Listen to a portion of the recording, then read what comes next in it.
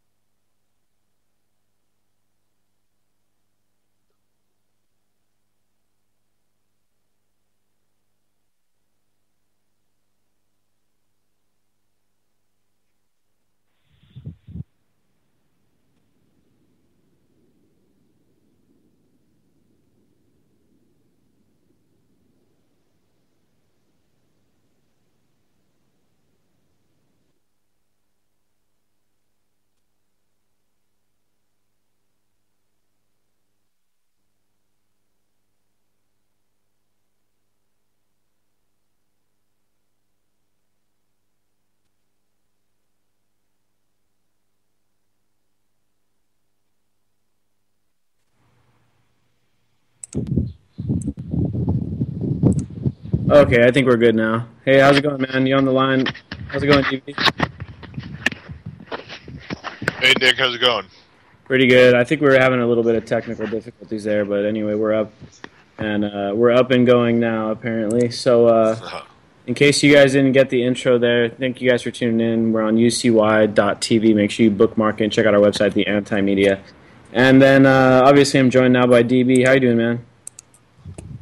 I'm doing good, man. Just watching some really pivotal moments happen, and like I think you were alluding to last time, it's kind of like the civil rights movement again, except now it's all of us versus the state and all of us versus the 0.001%, and kind of trying to, establish our self-worth as our society moves forward into an open source future that's frankly probably pretty scary to a lot of the older super rich guys, because the intellectual hegemony is like looking like it's going to end pretty soon. Yeah, man, it's getting to be an exciting time, I guess you could say, and things are popping off all over the world, and we might as well jump right into this stuff that's going on in Mexico here. because Ferguson is probably going to eat up a lot of the rest of our time. But if you aren't aware by now about what's going on in Mexico, what happened is 43 students went missing in a town. I can't pronounce it, but Ayotzinapa, according to Alberto, who is here in the studio with us today. And the community has been really upset. Obviously, they have 43 of their kids missing, and probably, dead, unfortunately. But it's ignited a firestorm down in Mexico, something on the level that we haven't seen in a while. Someone was pointing out to me earlier today about how Mexico has a revolution roughly every 100 years, and apparently they had one back in 1810, and then they had one in 1910. That now it's 100 years later. They're like 4 years overdue. But I was saying that ever since I started seeing how big of a movement this is becoming. And it's even spilling over here in San Diego. We've been having protests here in San Diego for these students because we do have a large Mexican community here and a lot of activists that are concerned about what's going on. And I mean, there was one on Sunday in Tijuana, which unfortunately I didn't get to go to, but they're all over the place. And to me, it looks like people in Mexico especially are really tired of this police state and this huge government and this corrupt cartels corrupting the government, owning the government. It's an oligarchy, plain and simple. Very similar to what we have here. Except in Mexico, it's a little bit more out in the open. It's slapping you right in the face. They're kidnapping 43 college students right out in the open. So I think there's big things going on, big things that are going to come out of this. And I seriously wouldn't doubt a new revolution coming about. But I guess that's up to us to wait and see what happens. Yeah, I mean, they're giving us a kind of a blueprint because they really do have to do it in a non-violent way. If it becomes violent, it'll just really create chaos, because right now what's going on are the people are trying to basically force the military to overthrow the government and to stop colluding with all the cartels and to squash the cartels. And they want to do it on several different fronts. And a big part of it, and what they're lobbying for, is for us to legalize as much as we can, because then it breaks the back of the cartels and it makes their country that much more secure. But if it does become armed and people from here spill down there to support them, kind of like all these crazies are going over and fighting for ISIS, well, then we're going to have chaos south of the border, and that it could get really, really crazy really, really quick. Yeah, man, and there's already been documented cases of kids going down there and fighting alongside of these movements. Not this particular one. Now there have been a lot of people I know from San Diego going down to Tijuana, joining in these protests. But in these autonomous areas and places like that where they've kind of booted the government out, there are people from the U.S. going down there and rejoining up with people down there. Now we do have a caller on the line from 818. I think it's Manny. How you doing tonight, Manny? Yeah, who else could it be? The Beaner, right, from L.A. Hey, I'm glad you guys finally got the sound together. I told you, Nick and DB, you guys got to stop buying at Walmart. That equipment doesn't work, you know what I mean? I'm just jacking with you guys. But, we basically turned in the letter to the Mexican consulates, and I'm sure they did it down there in San Diego, where we're asking the president to resign, basically. It's just the bottom line, stuff like that.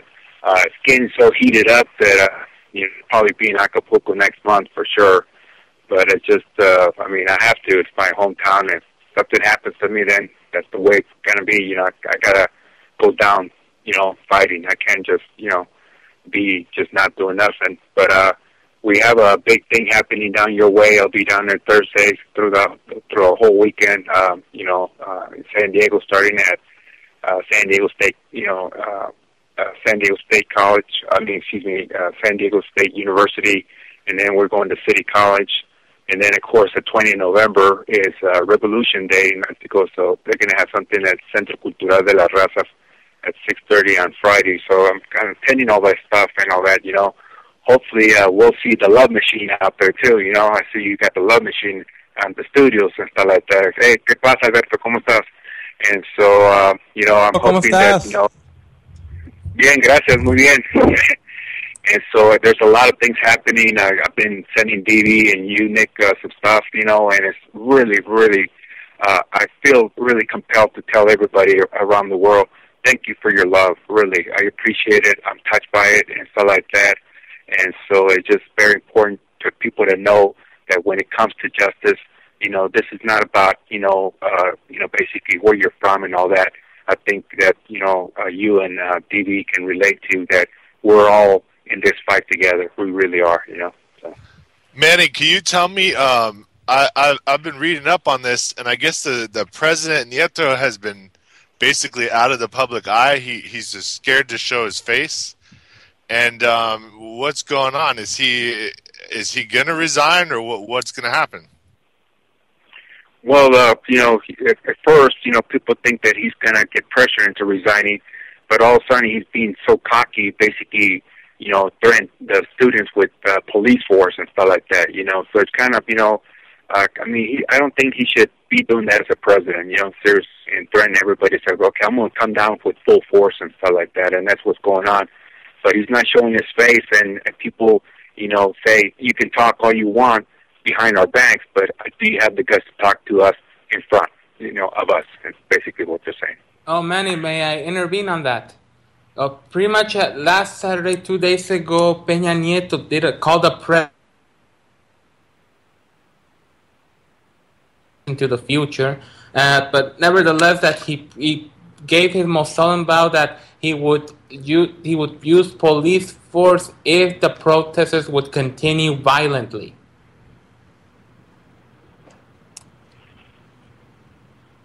Hello, can you guys hear me? Yeah, we're good. Yeah, I mean, I wouldn't doubt it. I mean, it seems that way, and I wanted to see what you guys had to say about what you think about revolution going on in Mexico, because, I mean, the corruption there is just so wide open and so deep, and everyone can see it. I mean, you take a trip down to Tijuana and you get harassed by the cops and you got to pay them off, and I mean, that's just right there in your face. What do you think of the prospects of a wide-scale revolution happening soon in Mexico? Imagine Mexico being the top tourist destination in the whole world, like it really should be. If you would get the corruption out, dude, the economy would fix itself. They don't need the drug trade. They could have the tourism trade. Exactly. One of the things we are basically demanding in every protest that we're doing, and it's great that all the universities are involved here in the United States. I appreciate that.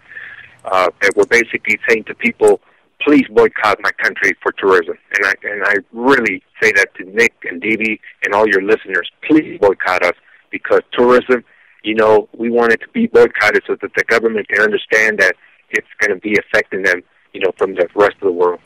Oh, don't worry, man. It's going to get easy to boycott Mexico because although it's currently in the Otay border, but they want to make it for all the border crossings, that they now want to charge foreign people $30 to get into the country.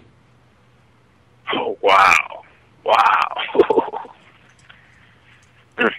Although for reasons stating, it's only currently as a pilot program in the Otay border crossing. So if you still want to go into Mexico for free, go in through San Isidro, Tecate, or all the way to Mexicali. Yeah, that's crazy, man. And I think if these things spread more widespread and get more intense, then I think people will stop going there just because they'll be scared of going. I mean, I think that's always one possibility, but I think I know what you're saying, man. The boycotting, it's a way to start drying up the funds of this corrupt government, man. And then, we all know that they probably make a bunch of money from these drug cartels and all the corruption, and who knows what's going on. I mean, here in the U.S., we got the Citizens United. The corporations can openly just, pay out the government here. They probably got some very similar things going on down there with their oligarchy, and I think it's a lot more apparent down there, man. And that's why we see these autonomous regions popping up down there, because people are just like so tired of it. And they're just like, you know what? Both the cartels and the government, you're both stupid. You're both horrible. You're both taking advantage of us. You're both out of here. And that's the feeling that people are getting. And it seems to be very widespread, and it's going on all over the place, all over the country, all over the world. in the United States as well, and I think that's also what we see here with Ferguson, right? And is this knowing that something is wrong, knowing that something isn't right. The government is doing something bad. Why are they killing all these people? Why are they militarizing the police? It's a widespread thing, man, and the corruption really is, I think, at the heart of it. And we see in this last election that less and less people are falling for this illusion of democracy joke, because that's what it's really become here in the U.S. is just a big joke. And I know in Mexico too, the same thing. They have all these advertisements on the radio and stuff about like, oh yeah, you got to get out and vote, and your vote counts, and there's no corruption. You hear those ads on the radio. Oh, yeah. Instituto Federal Electoral. Yes. Because what they're trying to do is reinforce this illusion of democracy. As long they figure, as long as we can keep people voting and thinking that their voice counts, well, then that'll keep them from going into a revolution, right? And a free Mexico would make us safer. Seriously, right now, who the hell knows what's going on in that country? Who knows what's going on? Are we in there? You know, there's been reports for the last decade that there's troops of other countries in there, Russian, Chinese, whatever, because it's so porous and you can just get away with anything, especially up by the border. So we really want a strong Mexico for me and your own safety, Nick. We're right here. Yeah, exactly, man. And like Manny was saying there when he first started talking, freedom is not an isolated idea, man. It can't be just in one country or one region or anything like that. The struggle for freedom and liberty, it's a worldwide thing, because if there's a world where there's any injustice, then that makes freedom not safe anywhere, man. So, you know, we've got to make a point of fighting injustice anywhere around the world. Here in the U.S., it's a big thing because our military is so big, and we do so much foreign policy. We're one of the only countries that has a base outside of its own shores, other than Russia. Russia only has one base outside of the mainland. So, you know, here in the U.S., it's a really critical issue because even if you take the case of Mexico, we're part of the reason why they keep drugs illegal down there, and we're part of the reason why the cartels exist. So, you know, we have a strong responsibility throughout the whole world to fight for justice, because our government is one of the largest perpetrators of injustice. You know, and so it's a big task that Americans have to reel this stuff in. Otherwise, it's you know, freedom is not safe anywhere. And legalizing drugs does not mean it has to go to a brave new world in some kind of weird quasi-dystopian future where everyone's, you know, pharmaceutical out of their minds on these intensely powerful drugs. It's just going to be that, you know, we're not going to criminalize people when they fall prey to becoming addicted to something anymore. We're all addicted to something. Everybody is addicted to something. Yeah, man, and you know, California made a decent step with this Prop 47, I think it was, defelonizing most drug charges and stuff like that. I mean, that's what we need to do, is not treat drugs as a criminal issue, but treat it as a health issue. And when people have addiction, they actually get treatment. They can kind of overcome the addiction, because right now that's not really what happens in most places. If you get caught using drugs, and they send you to jail, where you end up having a 75% chance of returning back to jail. And I saw a statistic the other day that basically showed, you know, you could send people to Harvard for cheaper than sending them to prison. You know what I mean? So it's a huge waste of money to criminalize nonviolent acts and drug charges and stuff like that. I mean, it's a total slap in the face of freedom. You could pilot a program to rehabilitate prisoners by saying, "Hey, if you're in longer than 4 years, you don't get out without your degree." We'll pay for it though. All right, DV. So let's move on to this next story here before we jump into this Ferguson stuff head first. Regarding the voting, man, we had the lowest turnout in the 2014 midterm elections since the infamous 1929.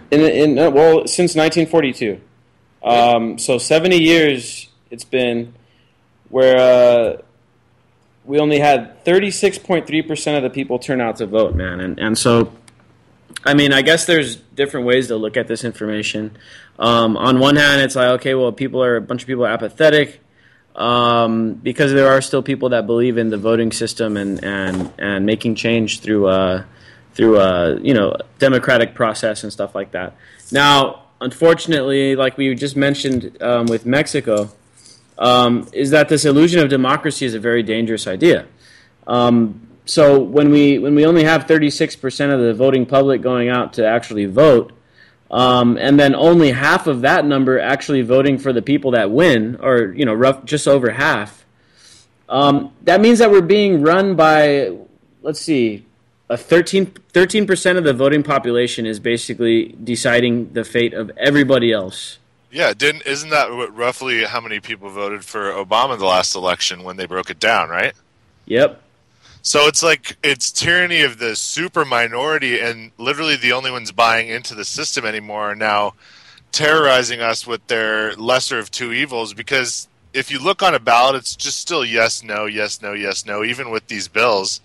And nobody really can look through every single thing on a bill. I mean, it's just almost impossible to do it. So we do need Bit Congress. Bit Congress would at least make people have to become involved because it'd be in your face. It'd be on your smartphone. Yeah, man. And like you said, it's a tyranny of the super minority, man. And everybody talks about how democracy has this, inherent flaw where it's basically tyranny of the majority. But let's face it, man, direct democracy would be a lot better than an oligarchy. And as many flaws as direct democracy has, oligarchy trumps that by any means. So it's a totally unrepresentative system that we've been captured by, more or less. Now, on the other side of the coin, you got the fact that maybe people are just so disenfranchised that they don't believe in voting anymore. And in my opinion, that's kind of a positive thing because then at least they don't have this, illusion of democracy, because the illusion of democracy is so much more dangerous than a real democracy, because then it just silences everybody and makes them complacent, and that's what's so scary to me about this news. But at the same time, it's encouraging, man, because I think people are starting to take matters into their own hands. They're starting to take direct action, whether it's through planting gardens or helping people out or doing community projects like the Houston Free Thinkers are doing. I mean, it's time to start taking our own fate back into our own hands. I mean, there's nothing like having your fate in someone else's hands, because then it's on them to do something good or something bad. Now, at the current time, the government, if they wanted to, they could drop a nuclear bomb on Russia, and which would lead to a chain reaction that would destroy basically the entire world. Do we want the government to be able to have that kind of power? No. Because no one should have that kind of power. No one should be able to blow up the entire world or anything like that. So I think maybe people are moving into this direction where we're starting to realize, hey, maybe government isn't the legitimate way of running things. Maybe there's a more legitimate way. Maybe there's a more self-governing way of doing things. I don't know. I mean, I'm hoping that people are moving in that direction. The people that I talk to on the street, the young people that I meet in everyday life are moving in that direction. So maybe this is good news. Maybe people are saying, you know what? No more illusion of democracy. This isn't a democracy. It's an oligarchy. Yeah, but it's going to be a steep bell curve too, because we got to get really self-sufficient and we got to be able to fend for ourselves quickly in case something crazy goes down. And a lot of people are totally unprepared, but they're still gonna go crazy if something happens. Even if we're all prepared, everyone around us is going to go crazy. So we got to make sure everybody understands. I mean, there could be a hiccup just in the food supply, and if you didn't have something stored away, what are you going to do? Yeah, exactly, man. And that's why we gotta move into these alternative systems quickly. Alternative food, alternative water, alternative government, alternative policing. We can't just sit around anymore and just wait for things to go bad, or wait for World War III to pop off, or wait for the economy to collapse. I mean, that's not a good idea, just to wait around and wait for it to happen. We got to make moves. Every zip code should have a CSA established by people that can afford to buy plots of land, and just hire some kids to go out and for minimum wage plant your stuff. and deliver it to everybody in that zip code who's willing to pay every week, whatever the yield is. That way, if something happens and the supermarkets are empty, you're still going to have vegetables coming. Exactly, man. And then that also takes away some of the anxiety of people worrying about, talking about not having government around, talking about revolutionary ideas and self-governance and stuff like that. If these institutions are in place, these organizations, these resources, and this infrastructure is in place, then people are more likely to say, "Yeah, you know what? The old system was shitty anyway. I'm just going to start. I'm just going to start buying from the CSA and not worry about it." So yeah, man. I mean, I think this is a positive step. People, I think, are just saying, "You know what? Screw the system. The system's horrible. We're gonna start moving on in another direction." And I think in Mexico, obviously, they're feeling the same thing because they're not sitting back waiting for these students. They're not going to try to vote these students to come home. No votes you can't cast enough votes to get these 43 students back from whether kidnapping or from the grave. So they're taking direct action. They're taking matters into their own hands. And I see this trend rising, man. It was, in Poland the other day, in Hong Kong, I mean, all over the world, dude, people are coming to grips with this idea of oligarchy because, let's face it, all the major powers in the world are basically oligarchy. Russia, China, the U.S., Britain, most of the countries in Europe. So I think people are just done. They're fed. They're fed up. The internet is making things different. The power of communication, the instant information and stuff like that, it's changing the game. And I don't know, man. I think maybe because of the internet, it's going to bring about this worldwide revolutionary ideas, and hopefully it'll bring about more freedom, man. Now, the only problem is that if these revolutions fail, if these tactics fail, then it could usher in more of a police state type of situation. That's what we need to avoid, man. So we got to make sure we're fighting with really good ideas that just can't be beaten back by corporate media or anything like that.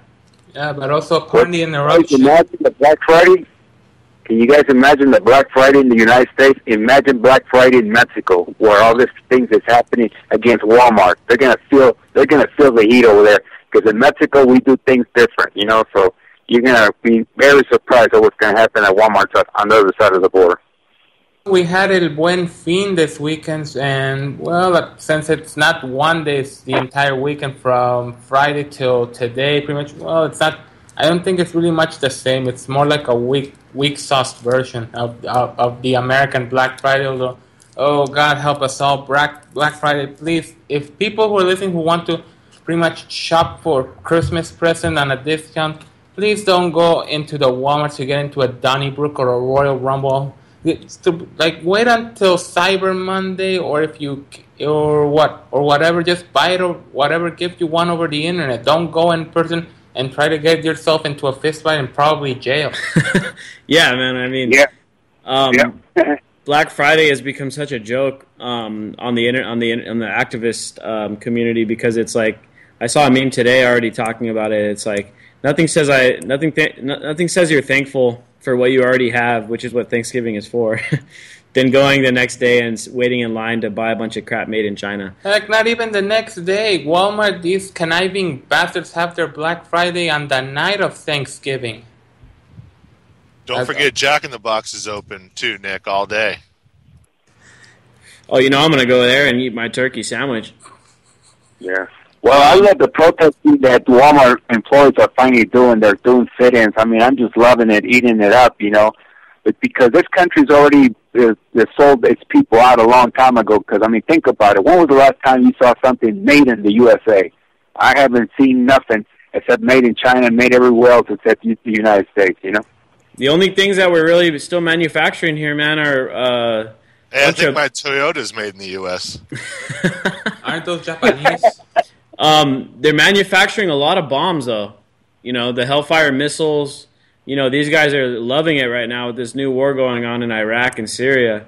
So, that is one thing that we're still making in the U.S. We're making a lot of bombs, and we're making an illusion of democracy for the whole world. We're selling this democracy bit to Syria now.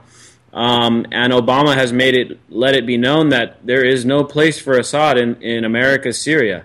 we're going to go ahead and tell those people, what their government is going to look like. And then we're going to build a pipeline right through ISIS territory. But, I guess that's one of the few things that we still manufacture here is war. And that's one of the things that we need to stop exporting. We talk about exports and stuff. Yeah, America should be making stuff. And we shouldn't be subsidizing China to make stuff, subsidizing corporations to outsource stuff to China. But one thing that we shouldn't be exporting is war and bombs and munitions. We are the biggest supplier of weapons for the world, man. We supply all the rifles, the Humvees, the tanks, all that stuff. Many times the dictatorships like Saudi Arabia and Israel and places like that use the weapons for horrible means. And, I guess as a anyone that pays taxes in this country, you got a little bit of blood on your hands. Maybe not a little bit, maybe a lot, because of what we allowed our country to do. And we got, 100 military bases and who knows how many, 1,000 military bases in 100 countries. I mean, the list just goes on and on and on. And that is our last export. But, yeah, back to this Black Friday thing. We were thinking about doing some kind of action on Black Friday, to go out and ask some questions while people are standing in line and stuff, just to see what kind of reactions we can get out of people. But I think Alberto smash and cheer the hell out of either the store or the people who are going to shop in there. Well, I don't want to harass them. I just want to ask them some questions. No, just have a megaphone, why the hell are you here? Oh man. 50% of your big screen TV? I think you had a point, though, man. And Walmart has been struggling financially. They've been dealing with shrinking sales at existing stores. And I think it's kind of a bigger trend that we're seeing. Like, you see Walmart struggling, McDonald's struggling, all these companies. Walmart sent out a memo the other day to its managers, basically, saying that they got to kick in gear with their food because their food sales are slumping because it's gotten a reputation of having stale food and old, crappy quality food and stuff. Well, that's what happens when you buy your produce from massive factory farms. I don't even want to know where this food is coming from. I mean, I'd probably be grossed out if I found out. But there's no reason for people to buy from these guys. If we can come up with valid solutions. Now, we may love that beef steak, but we do not want to see how it's made. Yeah, man, and in the store the other day, the organic cucumbers were $3 each, and that's almost unaffordable. I mean, it's unaffordable. And considering you've got to use the CSA, you got to do it for everything. Even for meat now, it's available. And while they don't always deliver to you, they're usually pretty close to where you live, and then that way. If there is no CSA in your community, there's your golden mine. There's your opportunity because somebody's going to want it. Probably a lot of people are going to want it. Yeah, definitely, man. I mean, we got to move away from these state institutions, which is what basically Walmart is. It's a corporation. Corporations are basically created by the government, and they're a form of welfare from the government to these corporations. But these are the guys that keep the system propped up. These are the guys that fund the political campaigns. These are the guys that pay a bunch of the federal taxes and stuff like that. We need to support more local stuff. And by all means, if you're going to go out Black Friday, I mean, I'm not gonna judge you for it, but it would be a lot better if we supported non-state institutions and at the very least go on the internet and use that, because then at least then you're not supporting these Walmarts and all these. Wait until Small Business Saturday and shop then. Yeah, I mean, and the old trade in all your Federal Reserve notes and get silver coins on Black Friday. Imagine what that would do to the economy. We got a caller in from 347 area code. How's it going? You're on the Anti-Media. What do you want to talk about? Hey, 347, you're on. Can you hear us?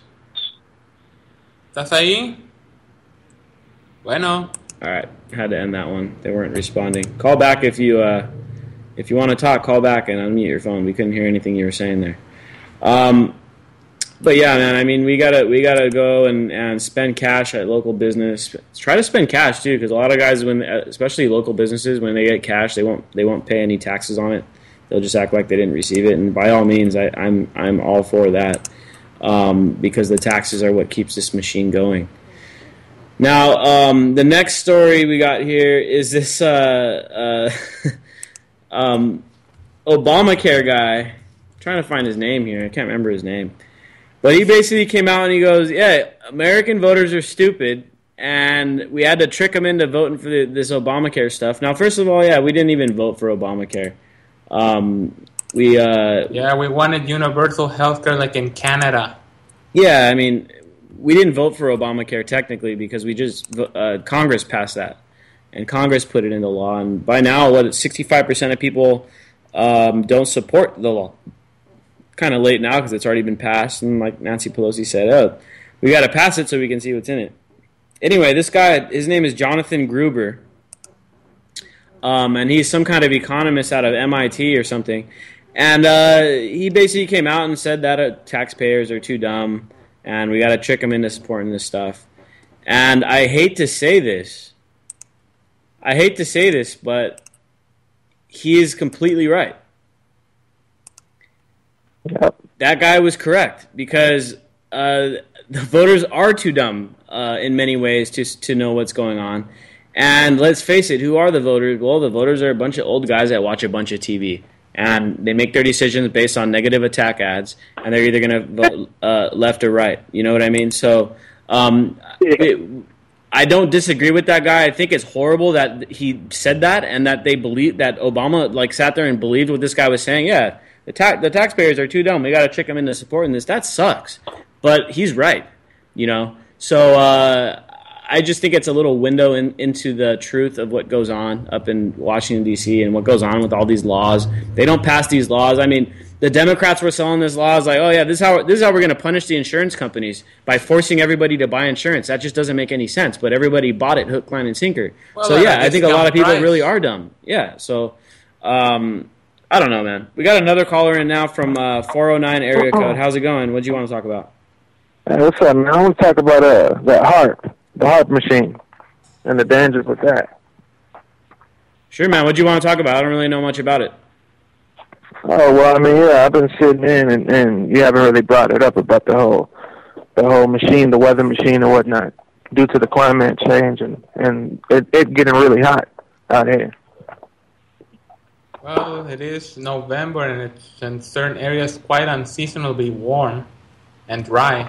Well, the whole country right now is under this polar vortex type of weather, and it's like really cold. Like, 2/3 of the country is like 20 degrees below normal.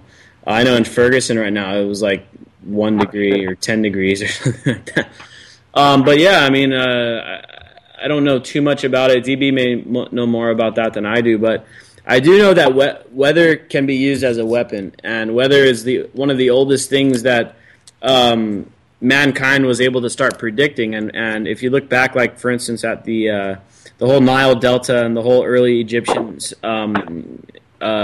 civilizations, the way they were able to really start increasing their population was because they were able to start predicting the weather cycles and the flooding of the Nile and all that stuff. And ever since then, mankind has been on a quest to, A, understand the weather, and then, B, as of a few hundred years ago, control the weather. So I think what you're talking about is some kind of military program that they got going that uses, like, advanced instruments and stuff to try to manipulate the weather and possibly create storms and stuff like that. I've seen a video of this guy that said that he was, that the people from where the tsunamis were happening over there in, I guess in Japan or whatever, and he said that they every time that the tsunami comes, before it comes, there's always 3 circles in the sky, like 3 colored circles. You know what I mean? And I was thinking, like, well, if the government warned them, you know what I'm saying? Is there a possibility for the government to be like, oh, all right, we'll do this for us, or do that, or if not, the HAARP is coming again. You know what I mean? Yeah, well, it's definitely a possibility, man, and that's why we really need to have to get a grip on these governments, man, and get them out from under these weapons and all these ideas that they're sitting on. Now, there was an article that came out like a year and a half ago about how they were testing what they called tsunami bombs out in New Zealand back during World War II. The U.S. was testing on these islands in New Zealand. They were testing out a bomb that they can use to create a tsunami underwater. So I wouldn't put it beyond anything the government is capable of. I mean, these guys are on document, on record, testing out stuff like that, and they've got all these crazy weapons that we don't even know anything about. So yeah, man, I mean, it's something worth looking into. Anybody listening that wants to dig into that a little deeper, feel free to do some research. It's called HAARP, right? And it's like HAARP. And this is stuff that's been officially recognized since the late 50s, early 60s, so you can imagine where they're at now.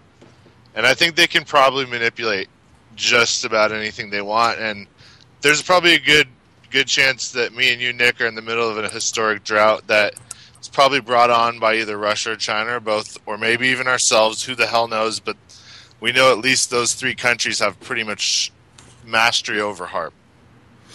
But speaking, I don't know if it's related to HAARP, but what's the deal with Detroit and the water shortages, if any of you guys know about it? Nestle's draining them out, man. Nestle's basically got them. Oh, crap. Yeah, I mean, it's what's so insane. They just asked for how many billions more to go fight Syria and Iraq, 5.6 billion, and they can't even get water to the people that are in need in this country. It just doesn't make any sense. They got money for all kinds of projects and all kinds of weapons, and Obama wanted how many billions to go fight Ebola and stuff, which, yeah, that's a valid concern, but we can't even get people in that are thirsty in this country the water they need. We can't even. We got millions of people on the street hungry, but we're dropping food aid packages over in Iraq and stuff, and they're landing in ISIS's hands sometimes. Yeah, didn't they drain? If I overheard, didn't they started draining like the Great Lakes and started selling them to different companies at one point?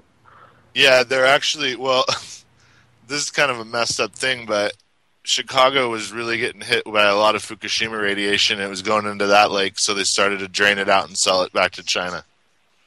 That's insane, man. Yeah, there's no telling what in the hell they're doing, but yeah, there's definitely a mistaken priorities, man, and the government doesn't have its priorities in line. It is not the people. The people are not the priority.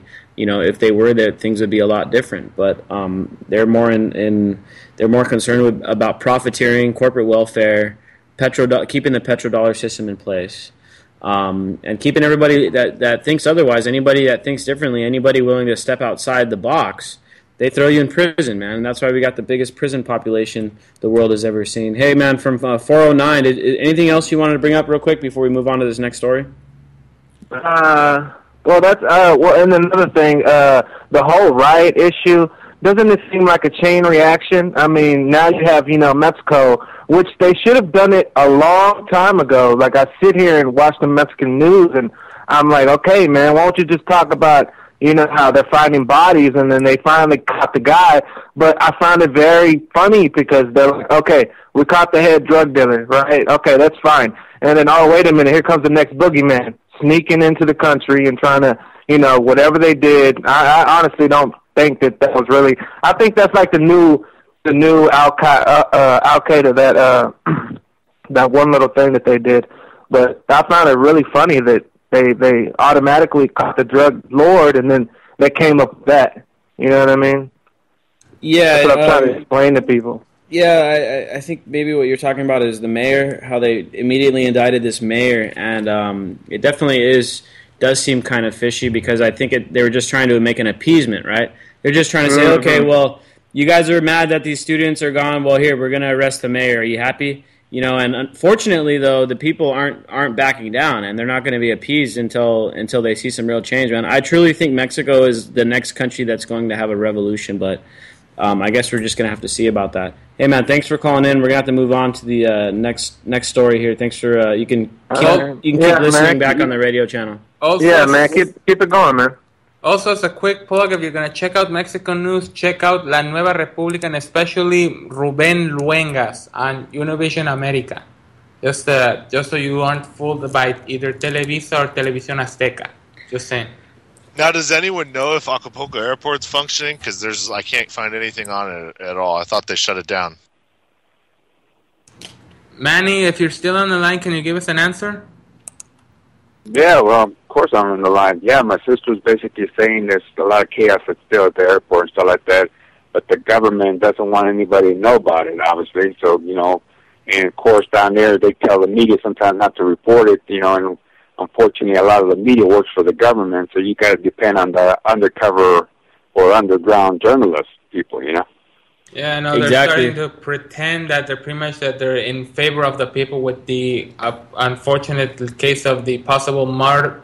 I might as well call them now the martyrs of Ayotzinapa because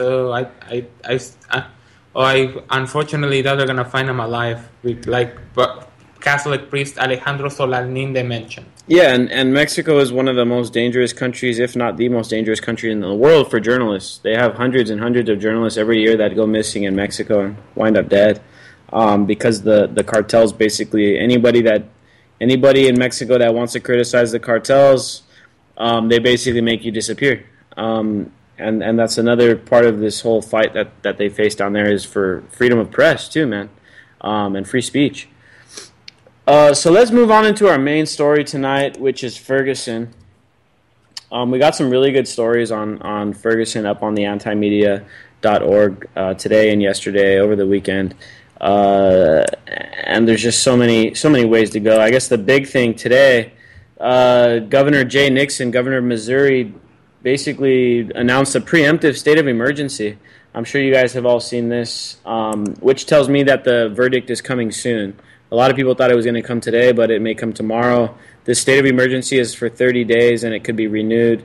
So, what do you guys think? Why do you think they're starting up the state of emergency now? Why are they being preemptive? Is that a sign telling us that they know that the verdict is going to be that the cop's going to get let off? Because that's what I think it is. What do you guys think? Well, I think that we already know. Go ahead, Diddy. I was just going to say, man, it's just a perfect excuse to test out what they're going to try to do in more cities, and they'll start here first because it's in the heartland, like right in the middle of the country, and also it's pretty divided as far as along racial lines still, they still have the old neighborhoods, so they want to see if they can do the whole divide and conquer thing, except they're going to use it in a different way. They're going to see if the other communities will allow the cops to pretty much put them under a martial law situation, saying this one neighborhood's going to get crazy and we're going to protect you preemptively. Yeah, basically, I think that they already know the verdict and stuff like that. They're just basically, equipping themselves and stuff like that. No different than what's happening in the state of Guerrero. They're basically just getting ready, and they're going to basically try to catch us off guard, just like we got caught off guard with the verdict down there in, Ronnie King down here in Los Angeles and stuff like that, so, and then I've been hearing comments about the KKK, and all of a sudden they're recruiting other people other than white, it's just kind of crazy, I don't understand that, I mean the Rocky Mountain Knights, that pretty much that they're like the KKK, but with a so-called they're racist but progressive. Yeah, I saw the article about how they're trying to open up their ranks to other people. But the one thing that was funny to me today that I saw was that Anonymous, the hacktivist collective, was able to take over the Twitter feed of the main Ku Klux Klan Twitter, which only has a few thousand followers or whatever. But they were able to take over their feed. They hacked them. They shut down a few of their websites. And it's becoming a real cyber war out there before everything kicks off. Anónimos Hispanos, si nos escuchas, saludos. So I don't know, what exactly is going to happen. Nobody does. I know that from the sources that I have telling me that ever since what happened with Mike Brown and, the protest that day started off, out of nowhere, they just basically just started happening. It was all spontaneous. But they've been protesting out there every single day, man, and they're organizing, they're getting trained. So I don't know. I don't know if it's going to get violent or not. I know a lot of people are expecting it. Obviously, the government is expecting it. Keep in mind, it's only like 10 degrees down there right now. So something big's going down because Cosby's in the news. Yeah, I mean, that's probably one of the big distractions that are going on. We're unfortunately getting ready for a Rodney King scenario where, although in biblical proportion, where basically all hell would break loose. Like, remember when George Zimmerman was acquitted in the Trayvon Martin case? That pretty much, although this would probably be like once again, I don't know how many times bigger. Yeah, because this is much different because Trayvon Martin and George Zimmerman were both kind of private citizens. This is different because this is an agent of the state. This is a cop. These are the people that we pay to keep, to in theory keep us safe. Unfortunately, that isn't really what they do anymore. They're more or less enforcers of the state and revenue generators for corporations. But I don't know, man. I think it can go both ways. I just spent some time out in Birmingham, Alabama. I got to see some of what happened during the civil rights movement. I think that it's got to remain defensive in a way, and we've got to show that we have the upper hand. We are the peaceful people. I think if the riots turn violent and what happens like similar to what happened before, where they're ransacking local businesses and stuff like that, that's a no-no. But what they started evolving into, keep in mind, how many times did they shut down Walmarts in Ferguson? Bunch of times. So I think if it evolves into that way, I think it'd be much better because nobody likes Walmart anyway. If people shut down a Walmart, I don't think anyone's going to get very mad about that. But smashing up local businesses and stuff, that is fuel for the spin doctors, man, in the media. The media spin doctors are going to spin that into something negative. It'll divide the country down the lines. It'll be a divide and conquer tactic, and that's what we have to. I think I really want to advise people out there to try to refrain from doing. Yeah, stop damaging things. Just start appropriating property that these banks are sitting on. Just start occupying it with 20 or 30 people. I don't know. Just start doing creative things, because you set things on fire and stuff, they're going to use lethal force back. They're totally authorized to do that, and they're waiting to do it. Oh, like in the case... the airport. Yeah, man, they gotta shut down things that actually make a statement. You want to shut down something? Let's shut down the police department. Let's shut down Walmart. Let's shut down the airport. Let's shut down the government buildings. You know what I mean? And just like they did down in Mexico, and you saw how much of a wave of impact that made. Well, although in the weekend, I unfortunately don't remember what's the road called, but pretty much there was a highway that for 6 hours that was blocked, but unfortunately the police had eventually no choice, but obviously dispersed the crowd. Obviously, hopefully I think no one got lethally hurt, but pretty much unfortunately that's currently how the way it is. Yeah, man. We gotta invoke. We got a really good article up on how the Ferguson protesters should look to Birmingham for the tactics, man, and to look at what Martin Luther King did and use these kind of tactics like Gandhi had, because this is the way of being immune to the spin doctors on Fox News. In other words, get ready for that fire hydrants. Fox News is the biggest news outlet in the country, and they are going to spin this in a negative way. And all the old people are going to say, oh, yeah, those people are just a bunch of thugs that are just looting. And even though the old people are out of touch, they still have a lot of money. They still vote. So these are people we need to keep in mind as we make these movements bigger. And eventually they'll die. But for now, we have to make appeasements with these people. And I hate to say it that way, but or basically, we've got to make it. We've got to make these movements where they're bulletproof. They can't be damaged by just these minor things, whether they're agent provocateurs or anything. We need to be careful of that and make sure that we're absorbing all this hate and then giving back love, man. And that's how we win the hearts and the minds. Breaking down a few stores isn't going to win any hearts and minds. It'll get you in the news. I think that it played a constructive role in a way the last time around, because it elevated this situation into the national narrative, and then it made waves back to the local narrative, and a bunch of local politicians had to start denouncing police militarization because of the tactics that were used and stuff. And even when the verdict comes out, even if there is rioting, the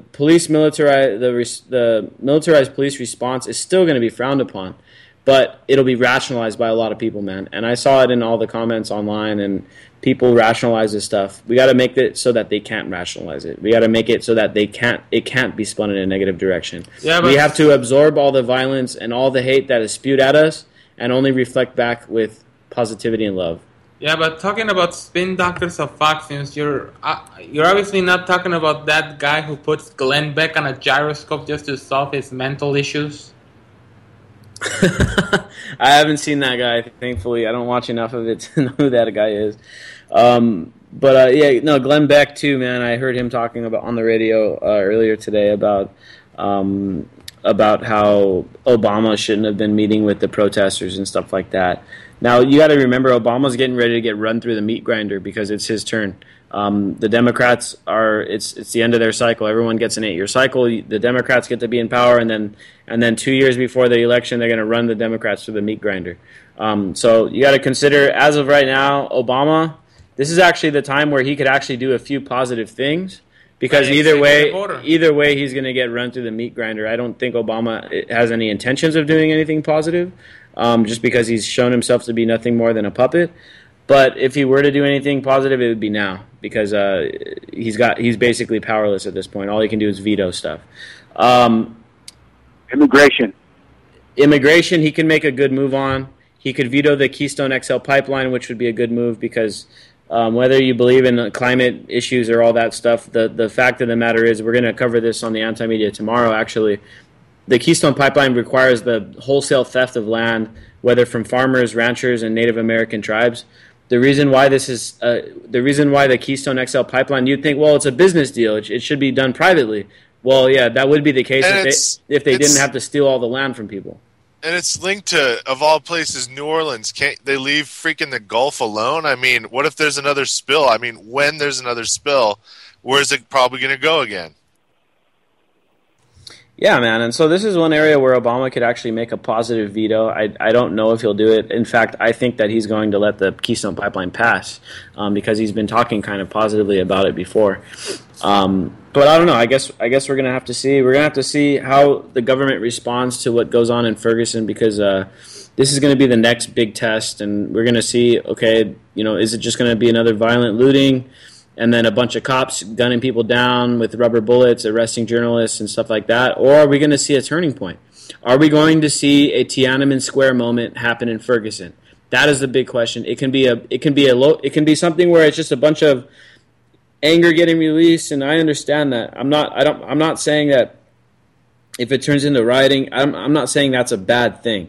But what I'm saying is that it can be a lot more constructive if we have a Tiananmen Square moment where we're nonviolent and we expose the state as being the violent provocateur, and we show ourselves as being self-controlled and peaceful and stuff like that, and then we take it from there, man. We got to see where it goes. So learn from the MLK days, learn from Occupy Wall Street, show your disgust with the decision, but do it peacefully. Do protests around the courthouse with a sea of people. Make sure the world is watching, but please do not get things out of hand. And we're in a whole different time than we were during Occupy movement, man. The people that were left over from the Occupy movement, and a lot of the other people that were disenfranchised after Ron Paul got screwed out of the election in 2012, a lot of those people have now combined, and we have become a very big force in the media. We've become a very big force on Twitter, on Facebook, on Tumblr and all that stuff. It's not the Occupy days anymore, man. The corporate media no longer controls the news cycle. They think they do. They control it only for the old people.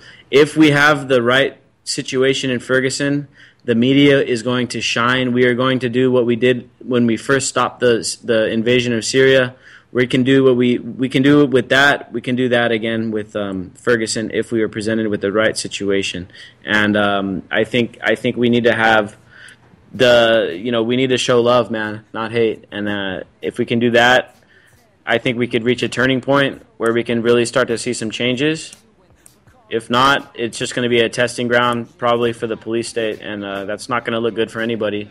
And it's not going to be positive for anybody. So thank you guys for tuning in. Make sure you check us out Wednesday, same time, If any news on Ferguson happens by then, we'll be covering it with people live on the ground. We've got some people out there to call in once things start going down. So check us Wednesday. See you then. Follow my tweets at 314 Love. Hi, Lord.